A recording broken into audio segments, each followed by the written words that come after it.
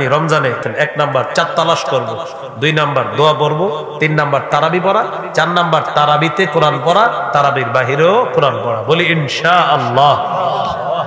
আল্লাহ তাআলা তৌফিক দান করেন। 5 নাম্বার তাহাজ্জুদ পড়বেন। সাহারির সময় উঠবেন, ওইটা তাহাজ্জুদ পড়বেন। কমপক্ষে 8 রাকাত তাহাজ্জুদ পড়ার চেষ্টা করবেন। 8 রাকাত তাহাজ্জুদ পড়া রাসূল সাল্লাল্লাহু আলাইহি সাল্লামের 12 মাসের সুন্নত। আপনি চাইলে আজকেও পড়তে পারেন, আজকে রাতে। তো 12 মাসের সুন্নত হলো 8 রাকাত তাহাজ্জুদ পড়া। আর তারাবি সাহাবায়ে কেরামের ঐক্যমতে এটা শুধু 1 মাসের আমল, শুধু রমজানের আমল। হ্যাঁ, মনে রাখতে হবে। তারাবি হলো রমজানের প্রথম রাতে 20 রাকাত পড়বেন, এটা সাহাবায়ে কেরামের ঐক্যমত। আর 8 রাকাত তাহাজ্জুদ এটা শুধু রমজানের আমল না, এটা সারা মাসের, সারা বছরের আমল। 12 মাসের আমল। এটাই আম্মাজান আয়েশা সিদ্দিকা রাদিয়াল্লাহু তাআলা আনহাকে জিজ্ঞাসা করা হয়েছে, নবীজির রমজানের আমল কি? তখন আম্মাজান বলছেন রমজান এবং রমজানের বাহিরে। কি বলছে? রমজান এবং, তো রমজান 1 মাস, বাহিরে কয় মাস? আরো 11 মাস। মোট হইল কয় মাস? এই 12 মাস নবী 8 রাকাত তাহাজ্জুদ পড়তেন, 3 রাকাত বিতির পড়তেন, এই 11। এইটাই না লাগায় দেয় অন্য জায়গায়। হ্যাঁ, তো যাই হোক, তাহলে 5 নাম্বার তাহাজ্জুদ পড়া।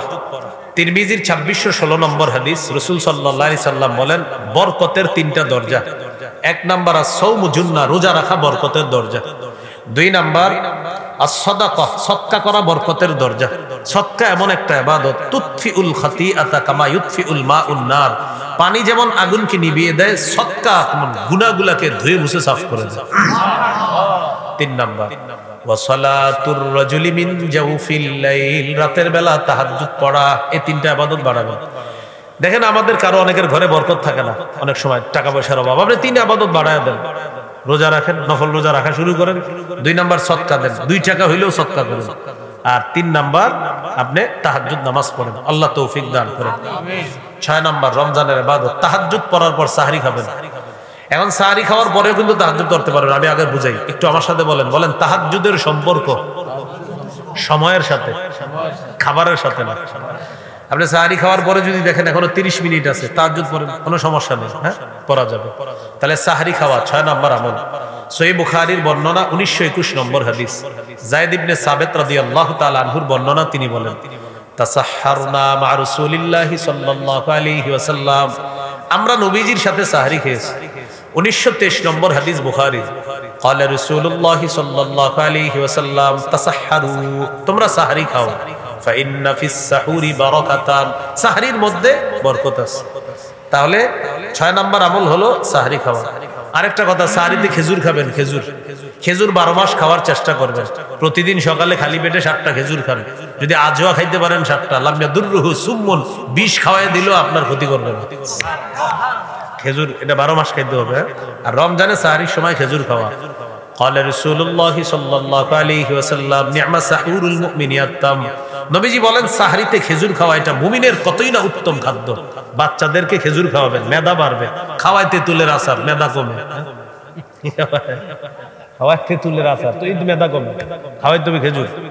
গর্ভবতী স্ত্রীকে খেজুর খাওয়াতো, এক টক খাইতে চায় তো খাওয়ায় তেঁতুল, তো এই জন্য মেদা কমে, খাওয়াই তুমি খেজুর। তাহলে সাহরিতে খেজুর খাওয়া এগুলো 6 নাম্বার আমল। সাহরি খাইলেন, খাওয়ার পর এবার 7 নাম্বার আমল, রোজা শুরু হয়ে গেল আপনার, একটু পরে রোজা শুরু হয়ে যাবে। সহিহ বুখারীর বর্ণনা 1901 নম্বর হাদিস, قال رسول الله صلى الله عليه وسلم من صام رمضان إيمانا واحتسابا غفر له ما تقدم من ذنبه, কেউ যদি রমজানের রোজা রাখে ঈমানের সাথে সওয়াবের আশায়, তার আগের গুনাহগুলো মাফ। তিরমিজির 614 নম্বর হাদিস, রাসূলুল্লাহ সাল্লাল্লাহু আলাইহি ওয়াসাল্লাম বলেন আস-সাওমু জুন্নাতুন হাসিনা, রোজা হলো জাহান্নাম থেকে বাঁচার জন্য মজবুত ঢাল হলো রোজা। তিরমিজির 723 নম্বর হাদিসে আছে, কেউ যদি একটা রোজা ইচ্ছাকৃতভাবে নষ্ট করে, যদিও শরীয়তের বিধান 60টা রোজা কাফারা, এটা শরীয়তের বিধান, কিন্তু সে যদি সারা জীবনও রোজা রাখে, এক রোজার ঘাটতি পূরণ হবে না। একটা রোজার দাম আল্লাহর কাছে এত বেশি, এই জন্য রোজা নষ্ট করে না আল্লাহর রাস্তায়। তাহলে 7 নাম্বার রোজা রাখা। 8 নাম্বার দান করা। এখন আজকে দান করছেন, রমজানের দানের মাত্রা আরো বাড়িয়ে দেওয়া।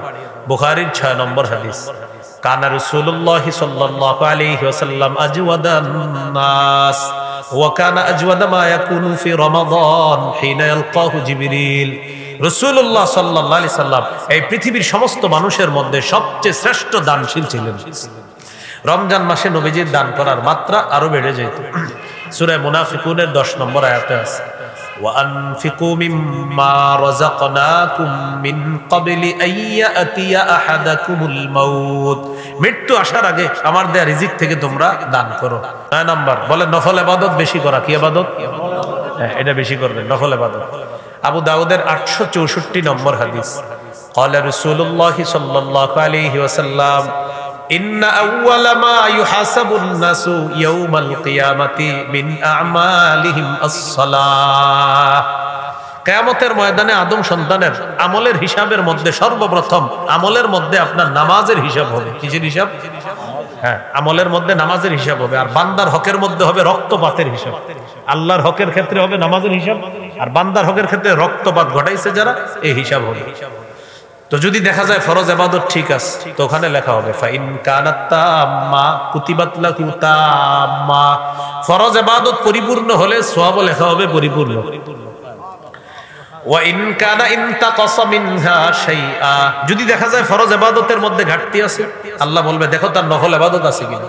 আতিম্মু ফারিদাতাহু মিন তাতাব্বুইহি, আমার বান্দার নফল দিয়ে ফরজগুলার ঘাটতি পূরণ করে দাও। সুবহানাল্লাহ। বুঝে আসছেন সবার? তাহলে 9 নাম্বার নফল ইবাদত বেশি বেশি করা রমজানে। 10 নাম্বার নেকির কাজ বেশি করা, যত বেশি করা যায় নেকির কাজ। সূরা তাগাবুনের 9 নম্বর আয়াতে আল্লাহ বলে ওয়া মাই ইউমিন বিল্লাহ ওয়া ইয়ামাল সালিহা ইউকাফির আনহু সাইয়্যাতিহি ওয়া ইউদখিলহু জান্নাতিন তাজরি মিন তাহতিহাল আনহার। যে ব্যক্তি আল্লাহকে বিশ্বাস করে, নেকির কাজ করে, আল্লাহ তার আগের সমস্ত পাপগুলো মুছিয়ে দিবে। তাকে এমন জান্নাতে প্রবেশ করাবে যার তলদেশ দিয়ে নহর সমূহ প্রবাহিত হয়। খালিদিনা ফিহা আবাদা, সেটাই তারা চিরকাল থাকবে। যালিকাল ফাউজুল আযীম, এটাই মহান সফলতা। তো নেকির কাজ বেশি বেশি করা। সূরা হুদের 114 নম্বর আয়াতে আছে ইন্নাল হাসানাতি ইউযহিবনাস সাইয়্যাত, নিশ্চয়ই নেকির কাজ খারাপ কাজকে মিটিয়ে দেয়। নিশ্চয়ই পুণ্যের কাজ খারাপ কাজকে মিটিয়ে দেয়। রমজানে যত বেশি পুণ্য করা যায়, এ হলো 10 নাম্বার। 11 নাম্বার দোয়া করা বেশি বেশি। 2টা দোয়া বেশি করবেন, আমার সাথে পড়েন আল্লাহুম্মা ইন্নী আসআলুকাল জান্নাহ ওয়া আউযু বিকা মিনান নার। হে আল্লাহ, আমি আপনার কাছে জান্নাত চাই, জাহান্নাম থেকে পানা চাই। বলেন আমার সাথে বলেন, মাখলুকের কাছে চাইলে, বারবার চাইলে মাখলুক রাগ করে, আল্লাহর কাছে না চাইলে আল্লাহ রাগ করে। মাখলুকের কাছে চাইলে আমার 5 বার ডাক দেন, আমি কোন কি হইছে রাগ হয়ে যাবে। আল্লাহরে না ডাকলে কি ডাকস না দেন, রাগ করে। সুবহানাল্লাহ। মান লাম ইয়াসআলিল্লাহ ইয়াগদাব আলাইহি, আল্লাহর কাছে যে চায় না আল্লাহ তার উপর রাগ করে। তাহলে এই কথাটা সুন্দরভাবে শিখে রাখবে যে মাখলুকের কাছে বারবার চাইলে মাখলুক রাগ করে, খালেকের কাছে না চাইলে খালেক রাগ করে।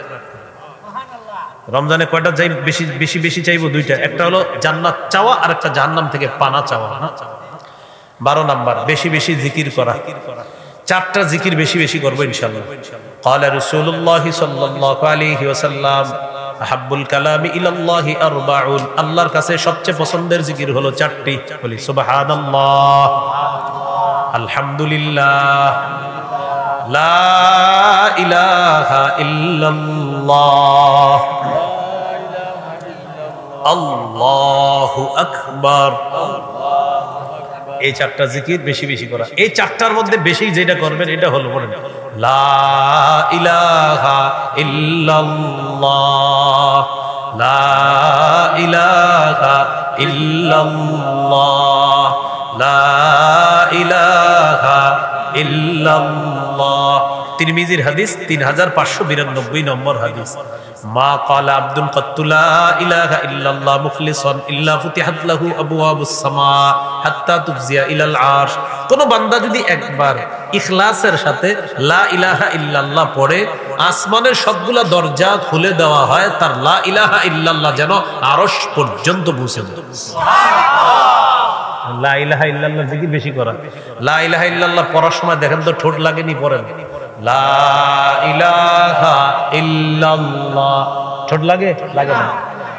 এজন্য আপনি চাইলে সারাদিন এই জিকিরটা করতে পারেন, কেউ বুঝবেও না আপনি যে জিকির করেন, কারণ ঠোঁট তো লাগে না। এভাবে আপনি হাত করে রয়েছেন, আসলে তো জিকির করেন। সুবহানাল্লাহ। লা ইলাহা ইল্লাল্লাহ ঠোঁট কিন্তু লাগে না, আপনি ঠোঁট লাগানো ছাড়া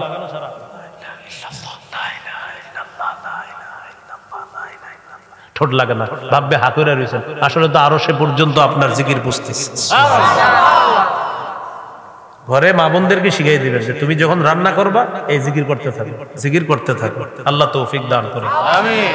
তাহলে 12 নাম্বার রমজানের আমল জিকির করা, 13 নাম্বার ইফতার করা, 14 নাম্বার ইফতার করানো, 15 নাম্বার ইফতারের সময় দোয়া করা। আবার বলছি 13 ইফতার করা, 14 ইফতার করানো।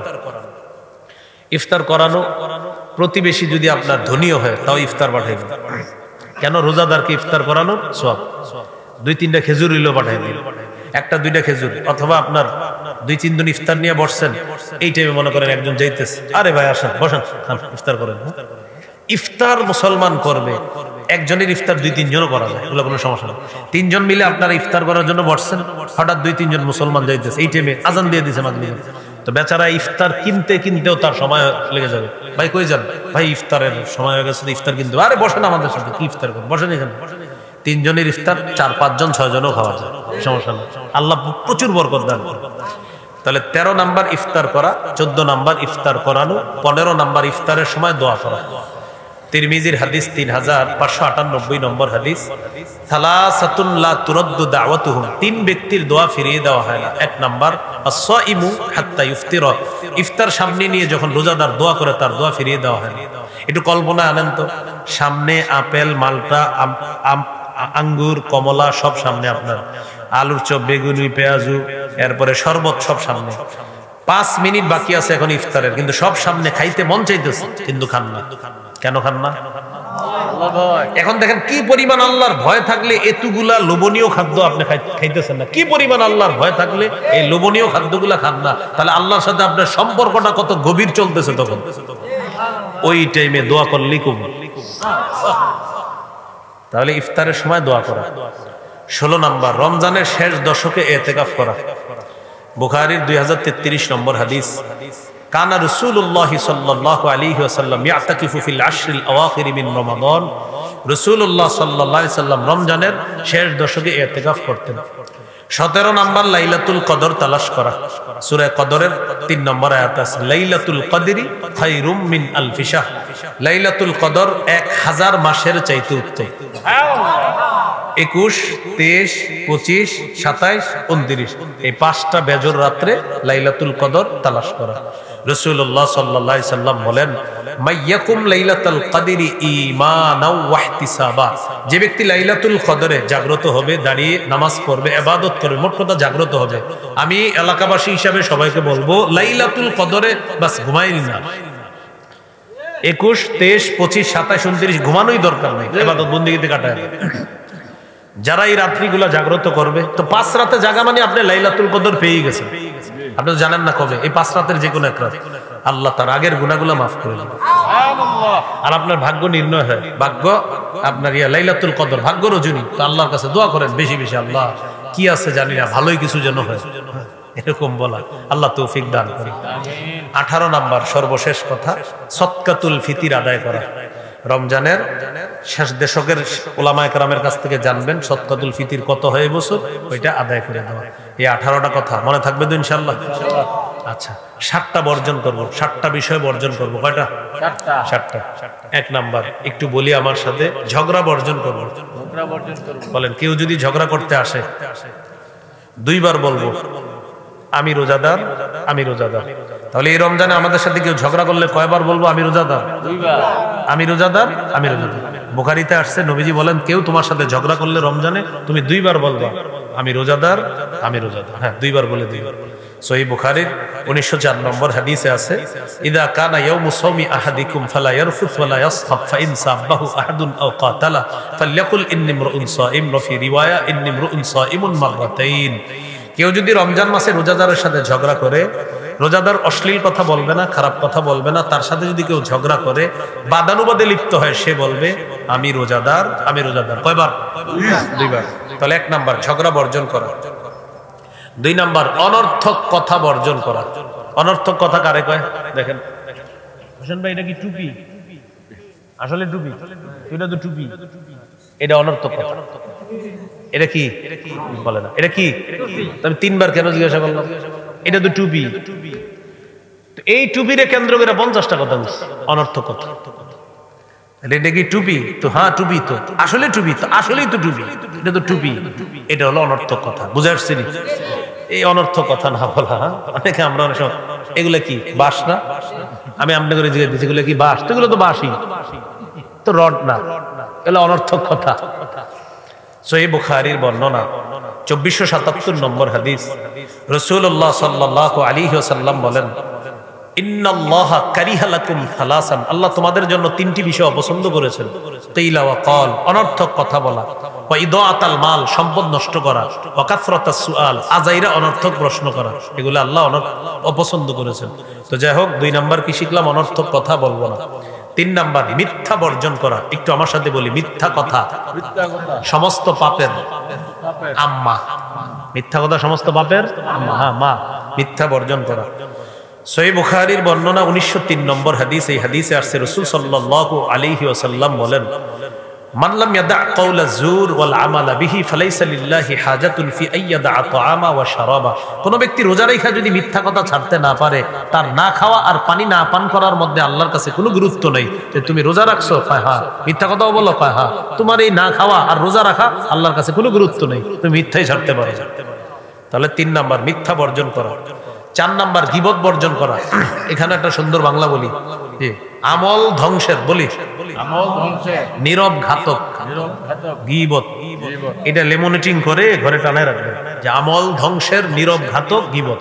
আপনি জানবেনও না যে আপনার নেক আমল গুলা কেমনে আরেকজনের খাতায় চলে যাচ্ছে। আমল ধ্বংসের নীরব ঘাতক গীবত। তাহলে গীবত করবো না, ঠিক আছে তো ইনশাআল্লাহ? 4 নাম্বার গীবত বর্জন করা। আল্লাহ হেফাজত করুন। এবার বলি, ঝগড়া কি দিয়ে করি? মুখ দিয়ে। অনর্থক কথা কি দিয়ে হয়? মিথ্যা কি দিয়ে হয়? গীবত কি দিয়ে হয়? লাস্টে দেখে জিহ্বাটা তালা মারতে হবে। এই জিহ্বাকে এই রমজানে, বলি এই রমজানে, খানা থেকে, পানি থেকে জিহ্বাকে হেফাজত করার পাশাপাশি ঝগড়া থেকে, অনর্থক কথা থেকে, মিথ্যা গীবত থেকে হেফাজত করে। তাহলে এই রমজানে খাবো না, মিথ্যাও বলবো না। যদি খানা খাওয়া যাবে না, একটু খানা খাওয়া যাবে না রোজাদার, তো ভাই আপনি কথা বলেন না কেন? ভাই আমি গীবত করি না। কেন? রোজা রাখলে গীবতও করা যায় না, খানাও খাওয়া যায় না। আর কি ভাই আপনি কথা বলেন না, রমজানে কথা কম বলেন কেন? ভাই রমজানে যেমন না খাওয়া তেমনি মিথ্যাও না বলা। আরে ভাই কিছু বলেন, ভাই রমজানে না খায় থাকতে হয়, যেমন অনর্থক কথা না বলেও থাকতে হয়। এইভাবে রমজানে জিহ্বাটাকে খানা থেকেও দূরে রাখা, গীবত, মিথ্যা, ঝগড়া এগুলা থেকেও দূরে রাখা। মনে থাকবে তো ইনশাআল্লাহ? যত বেশি ইবাদত করা যায়। তিরমিজির 2616 নম্বর হাদিস, হাল ইয়াকুবুন নাস ফিন নারি আলা ওয়ুজুহিহিম আও আলা মানাখিরিহিম ইল্লা হাসাইদু আলসিনাতিহিম। বেশিরভাগ মানুষের মাথাটা নিচে, পাগুলা উপরের দিকে দিয়ে ধাক্কাইতে ধাক্কাইতে জাহান্নামে নিক্ষেপ করা হবে শুধু জিহ্বার অপরাধের কারণে। আল্লাহ আমাদেরকে হেফাজত করেন। একটা হাদিস শোনায় আমি সামনের দিকে যাচ্ছি, বাস আর 2-3 মিনিটের মধ্যে শেষ হয়ে যাবে। এক সাহাবী নবীজিরে বললেন, মা আখওয়াফু মা তাখাফু আলাইয়া। তিরমিজির 2410 নম্বর হাদিস, ইয়া রাসূলুল্লাহ, আমার ব্যাপারে সবচেয়ে বিপজ্জনক বিষয় আপনি কোনটা মনে করেন? এক সাহাবী নবীজিকে বলতেছে, আমার সবচেয়ে বিপজ্জনক বিষয় কি মনে করেন? আখাদা বিল ইনসানি নাফসি। নবী নিজের জিহ্বা মোবারক ধরে বললেন, হাদা, এটা, এটা তোমার সবচেয়ে বিপজ্জনক, এটা। তাহলে জিহ্বাকে নবীজি সবচেয়ে বিপজ্জনক অঙ্গ বলছে। তাহলে আমরা জিহ্বাকে হেফাজত করতে পারছি। 5 নাম্বার অশ্লীলতা বর্জন করা। কি বর্জন করা? অশ্লীলতা। অশ্লীলতা তো এখন পকেটে নিয়ে নিয়ে ঘুরি আমরা। হ্যাঁ, অশ্লীলতা বর্জন করা, এটার কাছেও যাওয়া যাবে না। সূরা বানী ইসরাঈলের 31 নম্বর আয়াতে আল্লাহ বলেন, ওয়ালা তাকরাবুজ জিনা, জিনার কাছেও যেও না। সূরা আনআমের 151 নম্বর আয়াতে আল্লাহ বলেন, ওয়ালা তাকরাবুল ফাওয়াহিশা মা যাহারা মিনহা ওয়া মা বাতান। তোমরা প্রকাশ্য পাপ, গোপন পাপের কাছেও যেও না। অশ্লীলতা প্রকাশ্য আর গোপন হোক, এর কাছেও যেও না।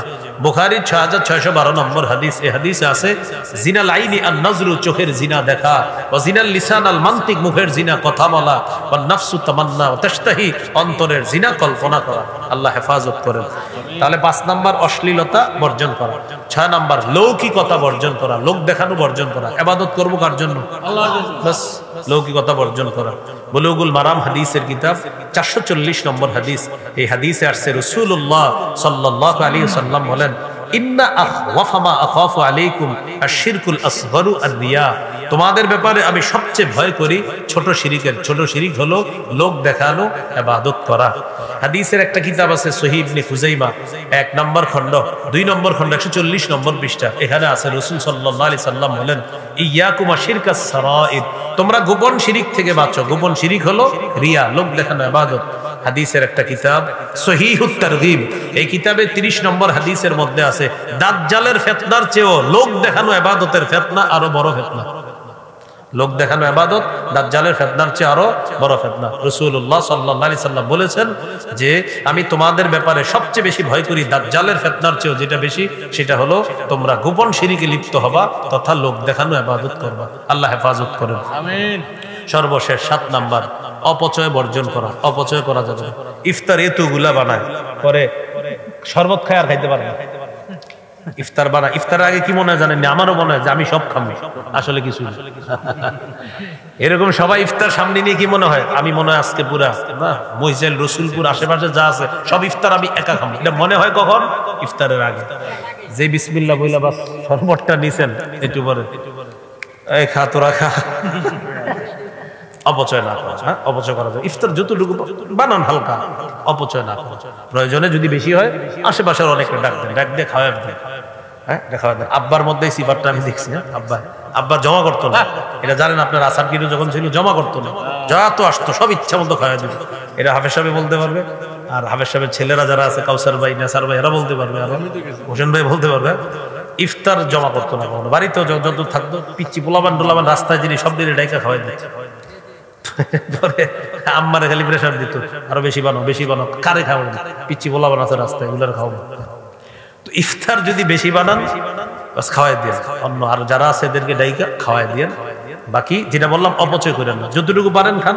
আর যদি বেশি বানান মুসলমানদের ডাকেন, বাচ্চা পোলাবান যারা আছে এদেরকে ডাইকা খাওয়াই দেন। অপচয় করা যাবে না। তাহলে এই হলো 7 নাম্বার, অপচয় থেকে আমরা বাঁচবো। আল্লাহ তাআলা বলেছেন ওয়ালা তুবাযযির তাবযীরা, অপচয় করো না। আল্লাহ আমাদের সকলকে যে কথাগুলো শুনলাম বললাম করণীয়গুলো করা, বর্জনীয়গুলো বর্জন করার তৌফিক দান করে। তাহলে 18টা করণীয় আর 7টা বর্জনীয়, কটা হলো? 25টা। হ্যাঁ, এই 25টা কথা আমরা সবাই গুরুত্ব সহকারে অনুধাবন করে জীবনে যেন বাস্তবায়ন করতে পারি। আজকে যদিও শেষের অংশের কথা হয়েছে কম, কিন্তু শেষের গুলা গুরুত্বপূর্ণ বেশি। হ্যাঁ, শেষে যেগুলা বললাম জিহ্বাকে নিয়ন্ত্রণ করা। আল্লাহ হেফাজত করেন। آمين وآخر دعوانا الحمد لله رب العالمين الحمد لله رب العالمين ربنا ظلمنا أنفسنا وإن لم تغفر لنا وترحمنا لنكونن من الخاسرين رب ارحمهما كما ربياني صغيرا رب ارحمهما كما ربياني صغيرا মাহবুব মেহেরবান মাওলা, আল্লাহ মেহেরবানি করে এই মাহফিলকে আপনি কবুল করে নেন। আল্লাহ এই মাহফিলকে আপনি কবুল করে নেন। আল্লাহ যারা অসুস্থ সুস্থ বানায়া দেন। আল্লাহ যারা অসুস্থ সুস্থ বানায়া দেন। আল্লাহ যারা অসুস্থ সুস্থ বানায়া দেন। আল্লাহ যারা অসুস্থ সকলকে সুস্থ বানায়া দেন। আল্লাহ যারা ঋণী ঋণ পরিশোধের ব্যবস্থা করে দেন। আল্লাহ যারা অভাবী অভাব দূর করে দেন। আল্লাহ শাবানে বরকত দিয়ে দেন। আল্লাহ রমজান পর্যন্ত আমাদেরকে পৌঁছায়া দেন। আল্লাহ রমজান পর্যন্ত পৌঁছায়া দেন। আল্লাহ রমজান পর্যন্ত পৌঁছায়া দেন। আল্লাহ এই রমজানে আমরা সুন্দরভাবে সমস্ত গুনাহ থেকে মুক্ত হয়ে যেন প্রত্যেকটা রোজা পালন করতে পারি তৌফিক দান করেন। 18টা মৌলিক করণীয় বলা হয়েছে, 7টা বর্জনীয় বলা হয়েছে। আল্লাহ এই কথাগুলা গুরুত্ব সহকারে অনুধাবন করার তৌফিক দান করেন। আল্লাহ আমাদেরকে আপনি মাফ করে দেন। আল্লাহ আমাদেরকে আপনি মাফ করে দেন। আল্লাহ যাদের মা নাই বাবা নাই,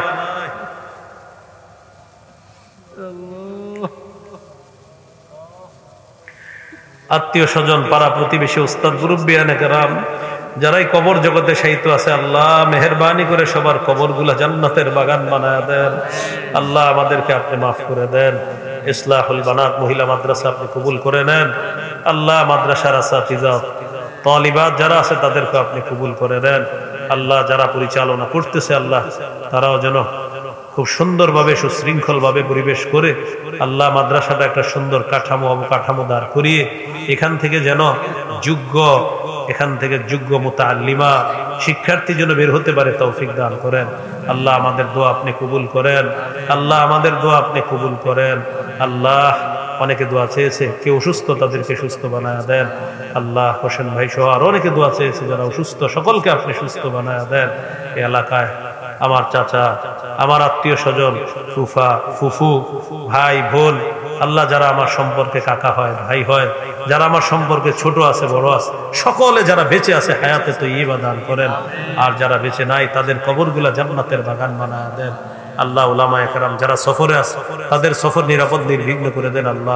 আল্লাহ আমাদের দেশের অনেক আলেমরা উমরার জন্য মক্কা মদিনায় অলরেডি অনেকে গিয়েছে, অনেকে যাবে ইনশাআল্লাহ। আল্লাহ মেহেরবানি করে আমাদের কুমিল্লার মুফতি মুশতাকুন নবী কাসিমি দামাত বরকাতুহু, মুফতি আনিসুর রহমান আশরাফি সাহেব তারা ইতিমধ্যে সৌদি আরব অবস্থান করতেছে। মাওলা 1 তারিখে শেখ হাসান জামিল হাফিজাহুল্লাহ সহ উলামায়ে কেরামের বড় একটা জামাত সহ সর্বসাধারণ অনেক মুসলমানরা উমরার উদ্দেশ্যে পবিত্র মক্কা পবিত্র মদিনার উদ্দেশ্যে রওনা করবে। আল্লাহ তাদের সকলের সফর নিরাপদ নির্বিঘ্ন করে দেন। আল্লাহ অনেকে উমরার নিয়ত করেছে, কবুল করে নেন। আল্লাহ মুফতি মাহমুদ ছোট ভাই ও উমরার নিয়ত করেছে, আম্মা উমরার নিয়ত করেছে। আল্লাহ তাদের এই নিয়তকে আপনি খুব দ্রুত যেন বাস্তবায়ন করতে পারে তৌফিক দান করেন। আল্লাহ আম্মা অসুস্থ আছে, সুস্থ বানায় দেন। আল্লাহ সুস্থতার সাথে যেন আল্লাহ উমরাটা করতে পারে তৌফিক দান করেন। আল্লাহ আরো যারা অসুস্থ সকলকে সুস্থ বানায় দেন। আল্লাহ আমাদেরকে আপনি মাফ করে দেন। আল্লাহ আমাদেরকে মাফ করে দেন। আল্লাহ মাফ করে দেন।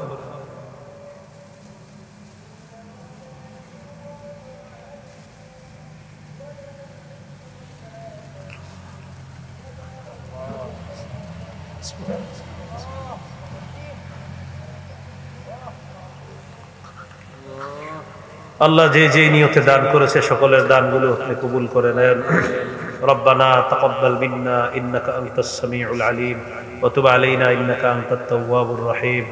আল্লাহ উলামায়ে কেরাম এই মুহূর্তে অনেকে সফর থেকে আপন গন্তব্যে রওনা করবে। মাওলা মুফতি সাইদ ভাই একটু আগে রওনা করেছে, আরো অনেক উলামায়ে কেরাম পথে আছে। আল্লাহ সকলকে চুরি ডাকাতি অ্যাক্সিডেন্ট থেকে আপনি হেফাজত করেন।